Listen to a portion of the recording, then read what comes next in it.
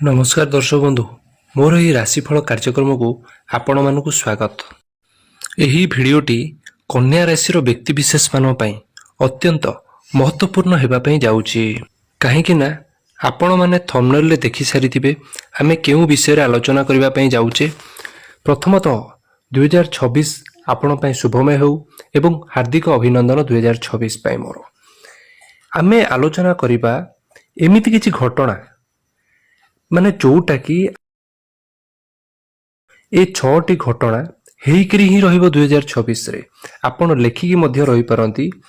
आपणकर 90 रु 95% 90 रु 95% एई सब घटना निश्चय घटिकी रहिबो कहीं ना ग्रह गोचर ही 2026 रे सेमती ही परिवर्तन घटुची। विशेष करी शनि ग्रह राहु को स्थान बृहस्पति को स्थान एवं केतु को स्थान मध्य तेणुक आम विशेष आलोचना करा जीवो ए भिडियो रे। तेणुक भिडियोटी आगु को बढ़िबा पूर्व जदि मोर यही चैनल को सब्सक्राइब करना सब्सक्राइब करनियंतु एवं भल लगे लाइक करंतु कमेंट रे आपनकर मतामत जणांतु। भिडियोटी को शेष पर्यंत देखा अनुरोध कहीं शेष को मु उपाय प्रतिकार विषय में जनइबी जोटा कि नेगेटिव चार्ज आमर को जदि किछिटा भी आसु थाए आम निश्चय भाव में टाड़ी पारिबा। निश्चय चलंतु भिडियो को आगु को बढ़िबा। कन्या राशि आम मुख्यतः 4टी ग्रह विषय आलोचना करवा कहीं ए ग्रहंकर बहुत किछि परिवर्तन नाही। तेणुक ए ग्रह पूरा कन्स्टांट ही गोटे वर्ष रहिबे। तेणु एठी जदि देखिबा आपणकर द्वादश रे केतु रहिबे, षष्ठ रे राहु रहउचंती, सप्तम रे शनि रहउचंती, दशम रे गुरु अवस्थान करचंती। तेणु आपण पई ग्रहर स्थिति ए वर्ष देखिबा कले भल ही अछि, एतेरा मंद कहजीवनी।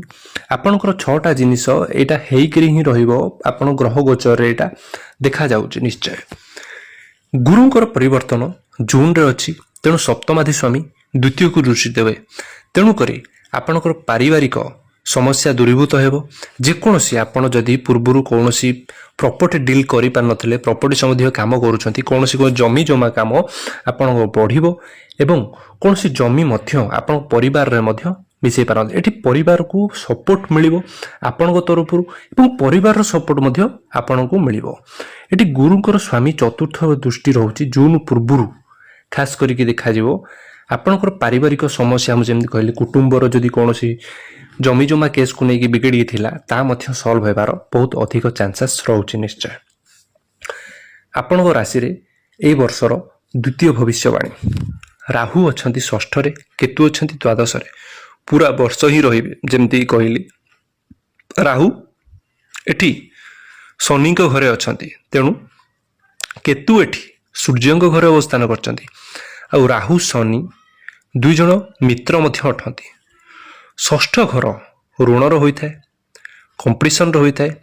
जदि कोनोसी मु कहबी जदि कंपटीशन रे भाग नबाकू चाहती ताले ए वर्ष आपण कंपटीशन रे भाग मध्य नै पारंती एवं सक्सेस मध्य हेबे। निश्चय मु तो कहबी आपण आगु को पड़ी कि कंपटीशन रे भाग नियंतु, निश्चय भाव में सक्सेस मिलिबो। निश्चय कोनोसी प्रकार ऋण थिले आपण मुख्य कथा ऋण माने जे लोन नुहे, केवल लोन हो किंबा उधारे जदि काहाकू देइथिले से देउ नथिले आपण ठकुथिले, तेणु एठी उधारी मिलिबार मध्य अधिक चांसेस रहउची। आपण को पैसा मिलिबार मध्य अधिक चांसेस रहउची। विगत जदि कहा पाखरे बुड़ी कि थिला आपण भाबुथिले मो पैसा बुड़ी जाईची, आपण लेखिक रखंतु ए वर्ष मिलिबार बहुत अधिक चांसेस रहउची।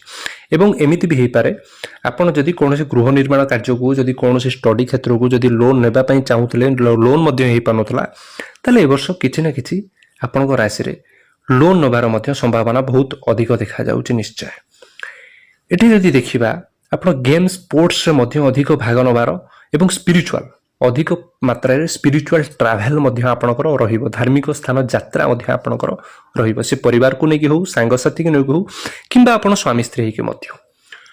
चतुर्थ भविष्यवाणी आपण माने 12 वर्ष परे लव रिलेशन गुरु एठी उच्चतर होबा पई जाउछन, तेनु लव रिलेशन रे बहुत बड़ सफलता मिलिबो। निश्चय आपनको डिसीजन बहुत भलो हेबो एवं जो माने खास करी जदि समय कहबी जुलाई रु सेप्टेम्बर भितर आपण जदि डिसीजन नउची मैरिज पई कथा मध्य पकई पारंती, आपण सक्सेस मध्य हेबे। निश्चय ए वर्ष आपणकर खाली बाणी रे टिके ध्यान रखंतु, निजर धैर्य रे टिके धैर्य माने रखंतु। निश्चय ताहले आपण सक्सेस निश्चित भाव रे मिलिबो।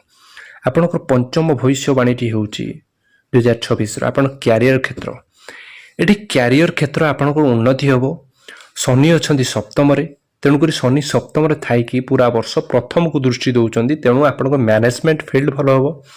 କୌଣସି ପ୍ରକାର ଟେକ୍ନିକାଲ ଫିଲ୍ଡରେ ଯଦି ଥାଆନ୍ତି, କୌଣସି ପ୍ରକାର ସ୍କିଲ୍ ଡେଭଲପମେଣ୍ଟ ହେବ, କମ୍ୟୁନିକେସନ ଫିଲ୍ଡରେ ଥିଲେ ଆପଣଙ୍କ କମ୍ୟୁନିକେସନ ଭଲ ହେବ। ଆପଣ ଟାର୍ଗେଟ ବେସ୍ରେ ଥିଲେ ଟାର୍ଗେଟ ବେସ୍ ମଧ୍ୟ ଆପଣଙ୍କର ପୂରଣ ହେବ ନିଶ୍ଚୟ। ଏଠି ଜବ୍ ଅପରଚ୍ୟୁନିଟି ଭଲ ଆସିବ। ଜୁଲାଇରୁ ଆପଣଙ୍କର ଜବ୍ ଅପରଚ୍ୟୁନିଟି, ଯେଉଁମାନେ ଜବଲେସ୍ ଅଛନ୍ତି ସେମାନେ ପାଇବାର ମଧ୍ୟ ବହୁତ ଭଲ ଚାନ୍ସେସ୍ ମିଳିବ ଆପଣଙ୍କର ଏ ବର୍ଷ। ଏବଂ ଗୁରୁ ଯେହେତୁ ଅଛନ୍ତି ଆପଣଙ୍କ ଫାଇନାନ୍ସିଆଲ କଣ୍ଡିସନ ମଧ୍ୟ ଗ୍ରୋଥ କରାଇବେ ନିଶ୍ଚୟ। ଉଚ୍ଚ ସ୍ତରରେ ଆପଣଙ୍କର ଫାଇନାନ୍ସିଆଲ କଣ୍ଡିସନ ବହୁତ ମଜବୁତ କରାଇବେ। ଆପଣଙ୍କର ଏ ବର୍ଷ ଷଷ୍ଠ ଏବଂ ଅନ୍ତିମ ଭବିଷ୍ୟବାଣୀଟି କ'ଣ? ଆପଣଙ୍କର ବିଦ୍ୟାର୍ଥୀଙ୍କ ପାଇଁ ପାଠ ପଢ଼ାରେ ଯଦି ମନ ଲାଗୁନଥିଲା, ଏ ବର୍ଷ ଗୋଟେ ଆହେତୁକ ପରିବର୍ତ୍ତନ ଘଟିବ। ଖାସ୍ କରିକି ଯଦି କହିବି 3 ମାସ ଜାନୁଆରୀ ଫେବୃଆରୀ ମାର୍ଚ୍ଚକୁ ଛାଡ଼ିଦେଲେ, କାହିଁକିନା ଜାନୁଆରୀ ଫେବୃଆରୀ ମାର୍ଚ୍ଚରେ ଆପଣ ଟିକେ କନଫ୍ୟୁଜ୍ ରହିବେ କି ମୁଁ କେଉଁଠି ଆଡ଼ମିସନ୍ କରିବି, କି ମୁଁ ଯେଉଁଠି କଲେ ଠିକ୍ କଲି କି ନାହିଁ। ଆପଣଙ୍କର ଏମିତି ଗୋଟେ ମନରେ ଦ୍ୱନ୍ଦ୍ୱ ଭଳି ଆସିବ। କିନ୍ତୁ ମାର୍ଚ୍ଚ ପରଠାରୁ ଶନିଙ୍କର ଦୃଷ୍ଟି ପଞ୍ଚମକୁ ନାହିଁ, ତେଣୁକରି ଡିସିସନ୍ ଆପଣଙ୍କର ବହୁତ ଭଲ ରହିବ। ପାଠ ମଧ୍ୟ ଭଲ ରହିବ। କୌଣସି ଦୂରଯାତ୍ରା ଯୋଗ ମଧ୍ୟ ରହିବ। କୌଣସି ଯଦି ହାୟର ଷ୍ଟଡି କରିବା ପାଇଁ ଚାହୁଁଛନ୍ତି ଏବଂ ନିଜ ନେଟିଭ୍ ପ୍ଲେସ୍ରୁ ଦୂରକୁ ଯିବା ପାଇଁ ଚାହୁଁଛନ୍ତି, ପରିବାର ସପୋର୍ଟ ମିଳୁନଥିଲା, ଏ ସମୟରେ ଆପଣଙ୍କୁ ପରିବାର ସପୋର୍ଟ ମଧ୍ୟ ମିଳିବ। ସଫଳତା ପ୍ରାପ୍ତି ହେବ। କୌଣସି ବ୍ୟକ୍ତି ଯଦି ଗଭର୍ଣ୍ଣମେଣ୍ଟ ପ୍ରିପେୟାର କରୁଛନ୍ତି, ବିଗତ ଦିନ ଧରି 2025ରେ ଆପଣଙ୍କୁ ମିଳିନଥିଲା, 2026ରେ ବହୁତ ଅଧିକ ଚାନ୍ସେସ୍ ରହୁଛି ଆପଣଙ୍କୁ ମିଳିବ ନିଶ୍ଚୟ। ଖାସ୍ କରିକି ଯଦି ସମୟ କହିବି ସେପ୍ଟେମ୍ବର ନଭେମ୍ବର ପୂର୍ବରୁ ହିଁ ଆପଣଙ୍କୁ ଅଧିକ ଚାନ୍ସେସ୍ ବହୁତ ବଢ଼ିଆ ରହୁଛି ନିଶ୍ଚୟ। ଆପଣ ଗଭର୍ଣ୍ଣମେଣ୍ଟ ସେକ୍ଟରରେ ମଧ୍ୟ ଯେଉଁମାନେ କାମ କରୁଛନ୍ତି ତାଙ୍କ ପାଇଁ ମଧ୍ୟ ବେଟର ଅଛି ନିଶ୍ଚୟ। ଏଠି ଯଦି ମୂଳ କଥା କହିବି, ଆପଣଙ୍କର ପ୍ରଥମ ଭବିଷ୍ୟବାଣୀଟି ହେଉଛି ଆପଣଙ୍କର କୌଣସି କ୍ଷେତ୍ର ଆମ ଯେମିତି ଚର୍ଚ୍ଚା କଲେ, କୌଣସି ପ୍ରକାର ଜମି ସମ୍ବନ୍ଧୀୟ ଡିଲ୍, ମେସିନ୍ ଜନିତ କାମ ଯଦି କରୁଛନ୍ତି, କୌଣସି ମେସିନ୍ ଗାଡ଼ି ମଧ୍ୟ କ୍ରୟ କରିପାରନ୍ତି। ଖାସ୍ କରିକି ଜୁନ୍ ପୂର୍ବରୁ ଯଦି ଆପଣ ସମୟ ମଧ୍ୟ ନୋଟ୍ କରିପାରନ୍ତି, କାହିଁକିନା ଗ୍ରହ ଗୋଚରରେ ଏହି ମାନେ ଗ୍ରହକୁ ନେଇକି ସଂଗଠିତ ହୋଇକି ଏହି ଦେଖାଯାଉଛି।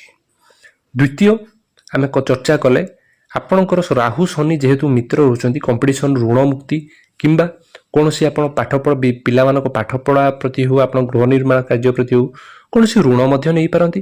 ଯଦି କୌଣସି ପ୍ରକାର ଋଣ ଥିଲା, ଉଧାରୀ ଥିଲା, ତାହା ମଧ୍ୟ କେହି ନା କେହି ଆପଣଙ୍କୁ ସୁଝିଦେବେ ନିଶ୍ଚୟ ଏ ବର୍ଷ। ତୃତୀୟ ଭବିଷ୍ୟବାଣୀଟି ଯେମିତି କହିଲି, ସନ୍ତାନ ସନ୍ତତିକି ନେଇକି କିଛି ଯଦି ଆପଣ ଚିନ୍ତିତ ଥିଲେ, ସେ ପାଠପଢ଼ାକୁ ନେଇକି ହେଉ କିମ୍ବା କନସିପ୍ଟକୁ ରହିକି ଆପଣ ବହୁତ ଦିନ ଧରି ବିଗତ ଦିନ ଧରି ଚର୍ଚ୍ଚାର ମାନେ ହଇରାଣ ହେଉଥିଲେ, ତେଣୁକରି ଏଠି ସନ୍ତାନ ସନ୍ତତିକି ନେଇକି ମଧ୍ୟ ବହୁତ ବଢ଼ିଆ ଅଛି ନିଶ୍ଚୟ। ଚତୁର୍ଥ ଭବିଷ୍ୟବାଣୀ ହେଉଛି ଆପଣ ଲଭ୍ ରିଲେସନ୍ ବିଷୟରେ। ଏଠି ଲଭ୍ ରିଲେସନ୍ ଆପଣଙ୍କ ମ୍ୟାରେଡ୍ ଆଡ଼ିକି ଯିବ ନିଶ୍ଚୟ। ଆପଣଙ୍କ ଡିସିସନ୍ ବହୁତ ଭଲ ରହିବ। ପଞ୍ଚମ ଭବିଷ୍ୟବାଣୀ ଯେମିତି ଆମେ ଚର୍ଚ୍ଚା କଲେ, ଆପଣଙ୍କ ମ୍ୟାନେଜମେଣ୍ଟ, ଆପଣ କ୍ୟାରିୟର କ୍ଷେତ୍ର ଗ୍ରୋ କରିବ। ଆପଣ ଯେକୌଣସି ଫିଲ୍ଡରେ ଥାଆନ୍ତୁ, ଆପଣଙ୍କ ପାଇଁ ଏଠି କ୍ୟାରିୟରରେ ଗ୍ରୋ ଦେଖିବାକୁ ମିଳିବ ନିଶ୍ଚୟ। ଯେହେତୁ ଗୁରୁ ଯେହେତୁ ଉଚ୍ଚସ୍ଥ ହେବେ, ଖାସ୍ କରିକି ଯଦି ସମୟ ଯେମିତି କହିଲି ଜୁଲାଇ ପରଠାରୁ, ଜୁନ୍ ଠାରୁ ଆପଣଙ୍କୁ ଦେଖି ମିଳିବ। ଯେଉଁମାନେ ଜବଲେସ୍ ଅଛନ୍ତି, ଜୁନ୍ ଠାରୁ ପୁରା ବର୍ଷ ଆପଣଙ୍କୁ ଭଲ ଜବ୍ ଅପରଚ୍ୟୁନିଟି ମଧ୍ୟ ଆପଣଙ୍କୁ ଆସିବ ନିଶ୍ଚୟ। ଷଷ୍ଠ ଯେମିତି ବି କହିଲି, ଆପଣଙ୍କର ଜାନୁଆରୀ ଫେବୃଆରୀ ମାର୍ଚ୍ଚ ଟିକେ କନଫ୍ୟୁଜ୍ ରହିବ ବିଦ୍ୟାର୍ଥୀମାନଙ୍କ ପାଇଁ।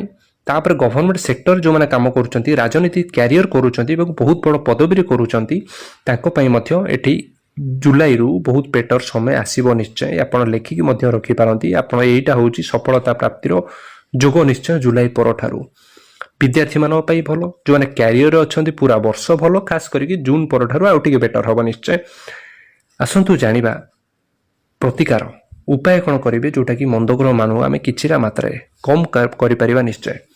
ଆପଣ ବୁଧ ବୀଜ ମନ୍ତ୍ର ପାଠ କରନ୍ତୁ, ହନୁମାନ ଚାଳିଶା ଛାଡ଼ନ୍ତୁନି, ହନୁମାନ ଚାଳିଶା ପାଠ କରନ୍ତୁ ଏବଂ ଓମ୍ ନମଃ ଶିବାୟର ଜପ କରନ୍ତୁ। ଆପଣ ପାଇଁ ଶୁଭମୟ ହେବ।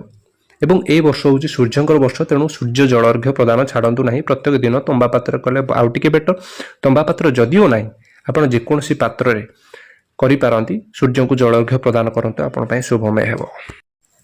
ତେଣୁ ଦର୍ଶକ ବନ୍ଧୁ, ଆଶା କରୁଛି ଏ ଭିଡ଼ିଓଟି ଆପଣଙ୍କୁ ନିଶ୍ଚୟ ଭାବରେ ଭଲ ଲାଗିଥିବ। ଯଦି ଭଲ ଲାଗିଛି ଆପଣ ସବସ୍କ୍ରାଇବ୍ କରନ୍ତୁ, ସେୟାର କରନ୍ତୁ ଏବଂ ଆପଣ କମେଣ୍ଟରେ ମତାମତ ନିଶ୍ଚୟ ଭାବରେ ଜଣାଇବେ। ଜୟ ଜଗନ୍ନାଥ।